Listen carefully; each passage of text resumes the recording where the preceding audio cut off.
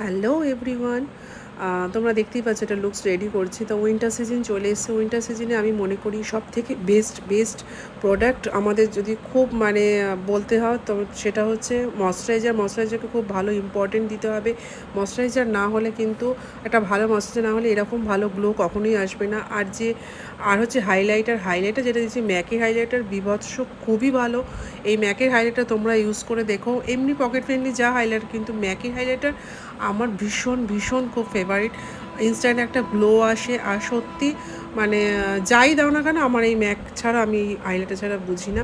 আর হচ্ছে most important part হচ্ছে eye makeup খুব সফিস্টিকেট আমি করি, একদম বেশি লাউডলির দিকে যাই না। আমার আই মেকআপ তোমরা দেখেছো, ফুল লুকসটা রেডি হয়ে গেছে। একটা রিসেপশন লুকস করেছিলাম খুব হালকার ওপর দিয়ে, যেটা মানুষ ক্যারি করতে পারে, সব কিছু করতে পারে। আউটফিট ফুল রেডি হয়ে গেছে। আর লিপস্টিকটা আমি একটু নিউডের মধ্যেই পছন্দ, কিন্তু যেহেতু রিসেপশন একটু ডার্কের মধ্যে গেছি। তা উইন্টারের মধ্যে আমি সবাইকে বলবো যেন নিজেদের ব্যাগে একটা খুব ভালো ময়শ্চারাইজার ইউজ করে। আর হচ্ছে এই ম্যাকের হাইলাইটার আমার খুবই ভালো লাগে। তোমরাও ইউজ করে দেখো। এই হাইলাইটার তোমাদেরও আছে যদিও, কিন্তু আমি এর ওপর কোনো হাইলাইটার পাই না।